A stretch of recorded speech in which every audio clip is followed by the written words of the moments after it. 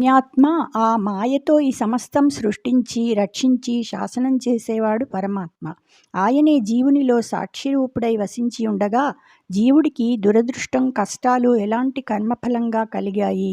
విద్వాంసుల్లో శ్రేష్ఠుడవైన నీవే నా మనస్సులో కలిగిన సందేహాలు తీర్చడానికి తగినవాడివి అని విదురుడు మైత్రేయ మహామునిని అడిగాడని చెప్పి శుకమహర్షి పరీక్షిత్తుతో ఇంకా ఇలా అన్నాడు. అప్పుడు మైత్రేయుడు ఇలా సమాధానం చెప్పాడు. ఇంపై కదులుతున్న నిర్మలమైన నీటిలో ప్రతిఫలించిన పూర్ణ చంద్రబింబం ఆ నీరు కదలటం చేత కదులుతూ ఉంటుంది, కానీ ఆకాశంలో ఉన్న చంద్రబింబం అలా కదులుతూ ఉండదు. అలాగే సమస్తమైన శరీర ధర్మాలు కలిగి క్రీడించే పరమాత్మకు కర్మబంధాలు కలుగవు. జీవుడికి అజ్ఞానం ప్రభావం చేత కర్మబంధం మొదలైనవి కలుగుతాయి, కానీ సర్వప్రాణుల్లో అంతర్యామిగా ఉండే ఈశ్వరునికి కలుగవు అని ఇంకా ఇలా అన్నాడు.